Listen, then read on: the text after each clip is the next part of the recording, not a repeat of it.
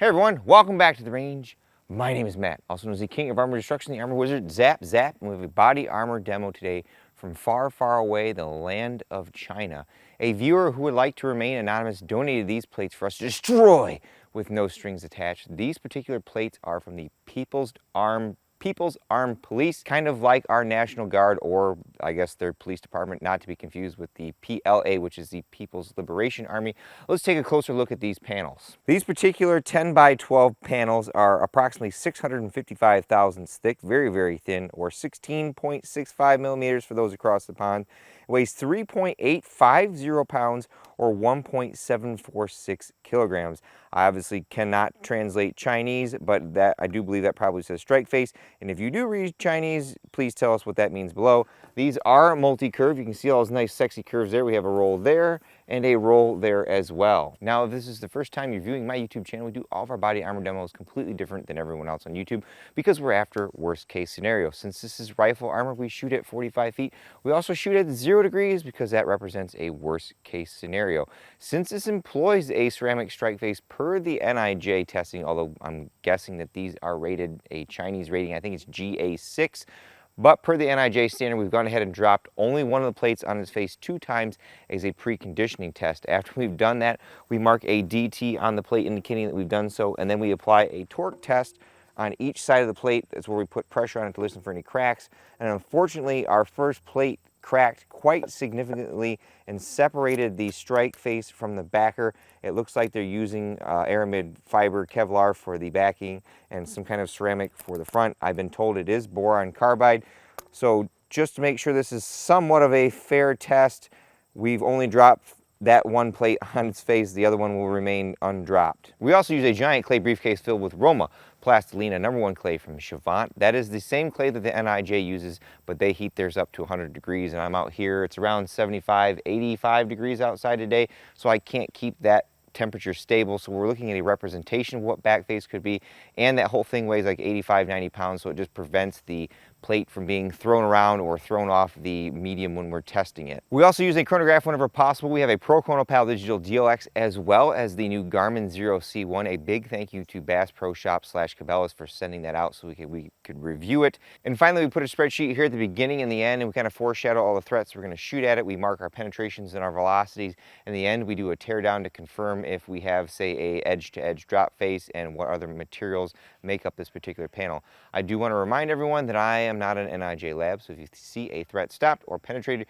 you should always defer to the manufacturer to produce accredited and recent lab results for certain stoppages. And on the flip side, if you're the manufacturer and you see me stop some kind of insane threat, you should send that off to a lab and add it as a special rifle threat to your panel. Our plate is ready to go. Our sender said this plate is kind of like our SRT 556 plates, not necessarily rated for 308, especially without a backer. So we're mainly going to stick to our 556 threats. We've got our M193, that's our 55 grain full metal jacket known for popping steel.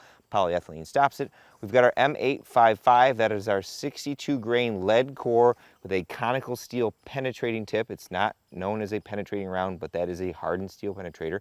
Then we have M855A1, that is the evolution to M855. It is a copper core with a larger and harder steel arrowhead penetrating tip. We've got a 22-inch TC compass here, so this is maximum rear roll velocity. If we get any penetrations, we did bring out a 16-inch 3408 off the Garmin.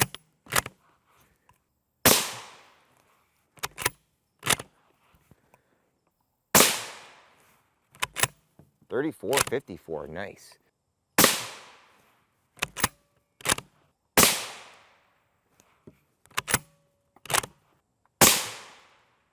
Uh-oh, that didn't look good. Now the M855A1.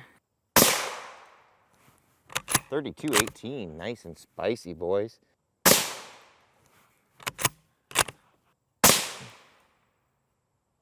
Nice. Let's go see what we did. It looks like we've delaminated our strike face from our backer. M193 shots number 1, 2, and 3. Then M855, 1, 2, and then 3. That was kind of on the edge. Then our A1, 1, 2, and 3. I would consider those fair hits. Depending on what we see, we can shoot some maybe 5.45 down here. Helper hand. Well, there's our strike face.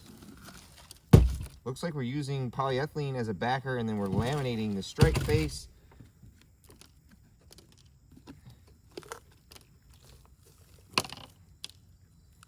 Hold on, folks, this is going to take a second.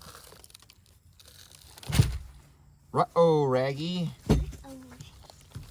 We have penetrations from the 3 hits of our M855A1 right there. Our other 5.56 threats were stopped. With as thin as this polyethylene is, I don't think we should chance shooting any 308 at it. Maybe we do on the second plate, but this is going to be a rather short test. I'm not sure how much of this plate will survive, but I figured this was a valid threat. This is our 5.45 by 39. We have an SSG82, so this has a 24-inch barrel, so again, that maximum real-world velocity, worst case scenario. We have 2 variants of our 5.45 here. We have 7N6. That is a 52 grain steel core projectile, but the projectile core is RHB, or it's a mild steel. On the right here, we have 7.6M for modernized. Same bullet weight, same core, but it's actually been hardened, right around 59.60 on the C scale. Our buddy Deacon will be taking these 4 shots.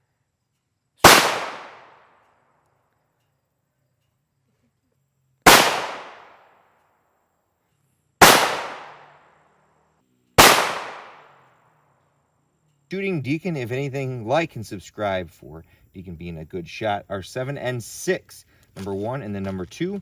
Our 7N6M, number 1 and number 2. That one was a little low, but this is a complete edge-to-edge strike face from what we can tell. Helper hand.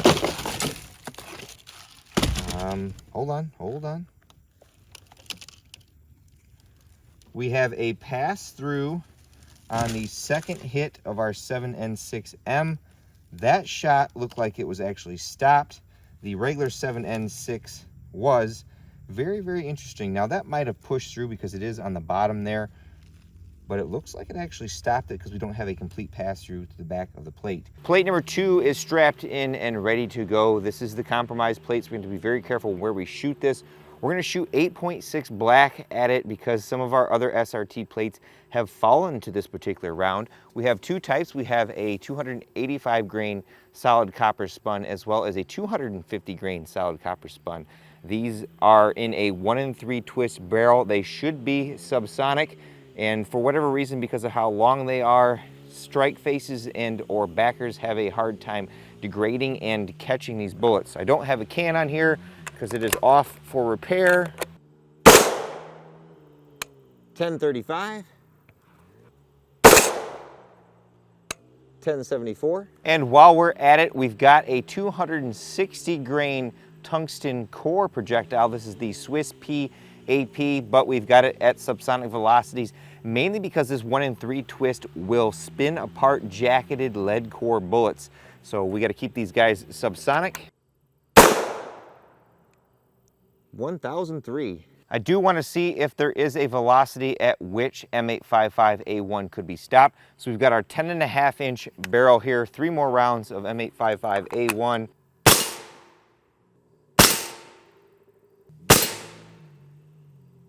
At this point, this plate should be done, but I want to see how much back face we can impart upon it. So we've got a 16-inch AR-10, a PA-10 from Palmetto State Armory here. We've got our Winchester Amity ball, or Lake City Surplus. This is 145 to 150 grain projectile, full metal jacket. It is a bimetal jacket, at least this particular lot is, meaning that there is usually a ferrous material that makes up part of the jacket. As you can see, we are attracting a magnet there. So this is a little tougher than a traditional copper jacketed bullet. Easy enough. Our 8.6 copper round was right there. It's sticking right out of the plate. The brass was right there. The tungsten, then the M855A1, number 1, 2, and 3. And our M80 ball shot was right there. Place those bets in the comments below. Well, we delaminated our strike face. We stopped the 8.6 black copper. Look at that guy. Bent over. There's the brass round stuck in there. R.A.N.G.E. We have penetration from all 3 rounds of M855A1, as well as our cool little tungsten penetrator in 8.6 black. That's kind of a hard guy to stop because you got to break up that tungsten and it's a longer projectile. That back face on the 308, quite a dimple, and we've actually delaminated our polyethylene there, but we did stop it. That back face is right around 55 millimeters. So if you were wearing a 3A panel behind this, you could reduce the amount of blunt force trauma. Ideally, you might be able to take 3 shots on this plate with a 16-inch 308, but it's gonna be right here and here. You probably could shoot 7.62 by 3.9 at this plate as well and stop it, but it seems to be pretty much at its limits for our standard 5.56 threats. Any of our hardened steel penetrators pose a risk for it. Paging Dr. Matt to surgery, paging Dr. Matt to surgery. Now, for a fan favorite, the teardown. That's where we get to look at the guts of these plates to see what they're made of. Although, because they delaminated early on, you guys can see most of that construction. Here is plate number 2, the one that was compromised from the drop test. Our penetrations were our M855A1 as well as that 8.6 black tungsten core. This does appear to be pressed. It has lost a little bit of its rigidity, but it is still fairly rigid. Ultra high molecular weight polyethylene. It is not branded. I measured that right around 375 thousandths thick. You can see the ceramic being discolored as it's being forced into there. Not too shabby. Then we've got our ceramic strike face. This appears to be, from what I'm told, is boron carbide or it's silicon carbide. It's really hard to tell the difference without a manufacturer telling us. It has broken off in large chunks there. Usually with our boron carbide and our silicon carbide, it is good at eating up types of threats, but it is not as robust as alumina. We do have a laminating layer here. I measured that around 40 thousandths thick. It appears to be our standard aramid type fiber. It didn't hold up too well of staying laminated to the strike face.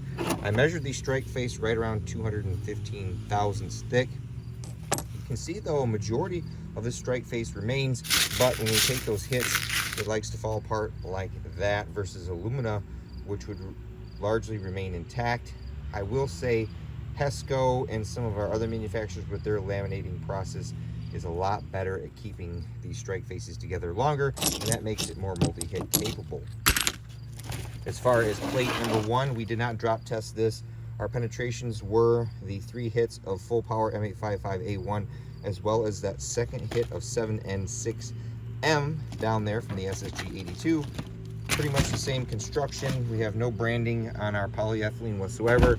There is our laminating layer there that peels off, and there's not a whole lot left of that strike face there. And then obviously another laminating layer. There is no drop face foam on that, and pretty much that's all she wrote, folks. I'm a little sad for that plate. I was hoping that we'd get a lot better performance out of it, although the sender did say that it's basically the equivalent to like a shot stop GT2 plate. It is, for the most part, an SRT 5.56 plate. We were able to stop our M193 and our M855, but our M855A1 chose to be problematic for it, as well as our 7N6M.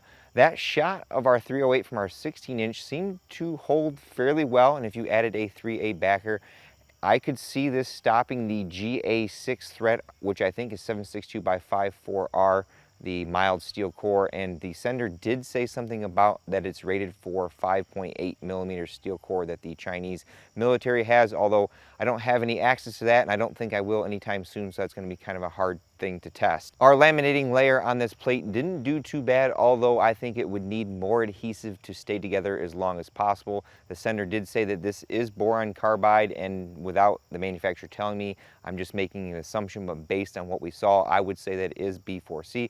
I like that we have a press backer, but they're not using any name brand materials, at least any that would be sourced from the US. With all that being said, it's time for me to get the heck out of here, but at the end of all my videos, I take a moment to thank all those who help make these possible, because there's a lot that goes into them. Number 1 is my family. They're out here all the time helping me do stuff, and any time that I can spend with them is greatly appreciated. Number 2 is that anonymous donor who sent those PAP SRT plates for us to destroy with no strings attached. He was very nice enough to send a solar powered glass mouse pad with a bunch of different clips from my videos, so that is something very, very cool. I'll have to find a place on my desk to put it. Number 3 are my Patreon, Subscribe Star, and YouTube channel memberships. I have a campsite in the description below. It's a landing page, and I've got a bunch of different affiliate tracking link or sales-based commission codes in that, and what I do with that is I put it right back in the channel by buying some of this obscure armor-piercing ammunition, so that when I do these tests, I can give you guys the worst-case scenario, so that if you come across a set of these plates and you're thinking about picking them up, you know what they are capable of or what they're not capable of. And of course, number 4 is you all for watching. Until next time, I'll catch you at the range.